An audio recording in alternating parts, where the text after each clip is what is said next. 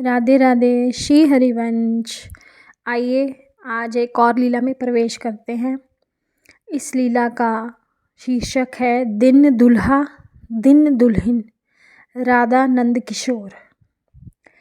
सखियों, सबके विवाह हो गए, किंतु जिनका विवाह देखने को नयन तृषित हैं, उनका न जाने क्यों विधाता को स्मरण ही नहीं होता। गोप कुमारियाँ सिर पर गड़े और हाथ में वस्त्र लिए जमुना की ओर जा रही थी।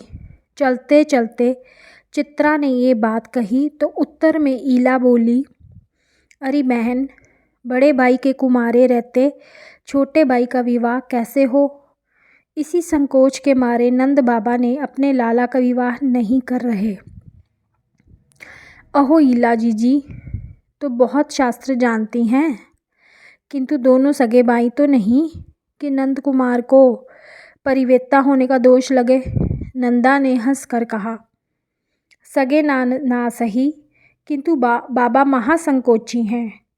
वह तब तक श्याम सुंदर का विवाह नहीं करेंगे जब तक दाऊ दादा का विवाह ना हो जाए, अथवा उन्हें उनके पिता वसुदेव जी मथुरा ना बुला लें।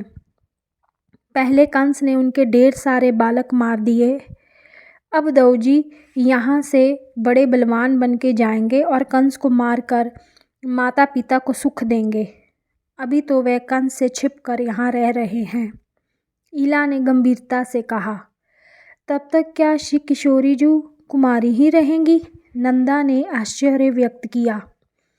और नहीं तो क्या, विद्या हंस पड़ी। सगाई तो हो चुकी है, अब विलंब के भय से सगाई तोड़े वृषभानु राय, ये संभव नहीं लगता। अतः जब तक श्याम कुमारे तब तक श्रीजू कुमारी। ये तो महान अर्थ है, अनहोनी होगी। अहीरों की बेटी तो घुटनों के बल चलने के साथ ही ससुराल का मुंह देख लेती हैं। सच है बहन, पर क्या हो, कठिनाई ही ऐसी आन पड़ी है। अच्छा जीजी, क्या ऐसा नहीं हो सकता कि बड़े जब उनको अवकाश हो तब उनका विवाह करें? हम अपने ढंग से उनका विवाह रचकर नेत्रों की प्यास बुझा लें। क्षमा ने इंदुलेखा जीजी से कहा तो अनेक कंठों ने समर्थन किया हर्षपूर्वक।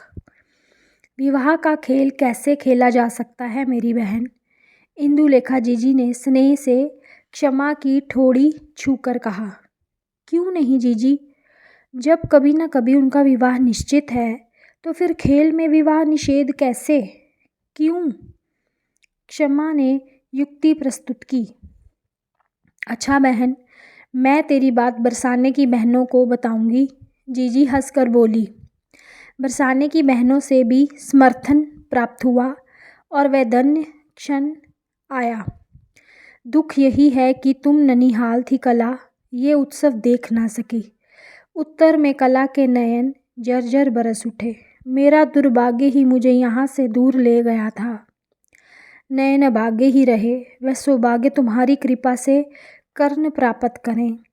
सुन सखी, जब सब बहनें और श्याम सुंदर के सखा भी सहमत हो गए तो हमने अक्षय तृतीया की गोधूली बेला विवाह के लिए निश्चित की।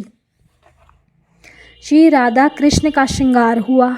गिरिराज की तलहटी में मालती कुंज में लग्न मंडप बना। गणपति पूजन के पश्चात दोनों मंडप में विराजित हुए। उस छवि का वर्णन कैसे करूं सखी?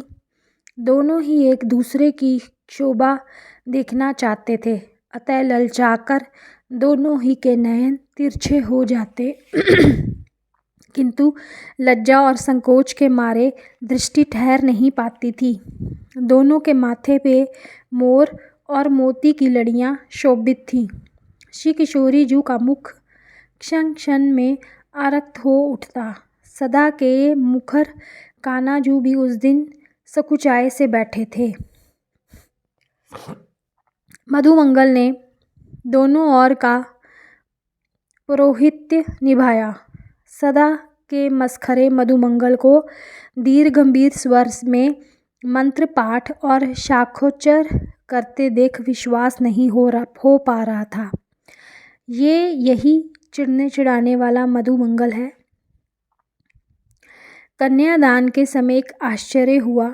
ना जाने कहाँ से एक बूढ़ा ब्राह्मण आ पहुँचा।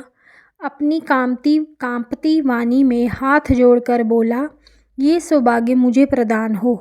उसे देखते ही श्री राधा कृष्ण ने खड़े होकर प्रणाम किया और सिर हिलाकर उसकी प्रार्थना स्वीकार की।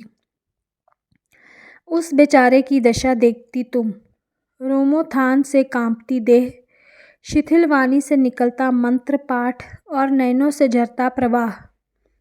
जब पान सुपारी, श्रीफल, पुष्प और दक्षिणा के साथ उसने श्री किशोरी जू का कर श्याम सुंदर के हाथ में दिया तो तीनों की ही देह हल्की सिहरन से थरथरा उठी। सखियां मंगल का गान और सखा विनोद करना भूल गए। मधु मंगल की वाणी वाष्परुद्ध हो कंठ में ही गोते खाने लगी, मानो सबके सब चित्र लिखित से रह गए। अब भांवर की शोभा कैसे कहूँ। कहते कहते क्षमा को रोमांच हुआ और वाणी तथा देह एक साथ कंटकित हो विराम पा गई। क्षमा के चुप होते ही कला की आकुल व्याकुल दृष्टि ऊपर उठी। गदगद स्वर फूटा, बांवर बांवर कैसे हुई बहन। वह उतावली से बोली, मेरे तृषित कर्णों को तृप्ति प्रदान करो बहन। कुछ क्षण पश्चात संयत होकर क्षमा बोली, बहन उस शोभा का वर्णन करने को मेरे पास तो क्या, वागीश्वरी के समीप भी शब्दों का अभाव ही होगा। बांवर के पश्चात हम उन्हें निकुंज भवन ले गईं। उस बूढ़े ब्राह्मण का क्या हुआ, कौन था वह? कला ने पूछा। ये हम भी कल जानेंगे, बाकी की लीला कल करेंगे। तब तक के लिए राधे राधे। श्री हरिवंश।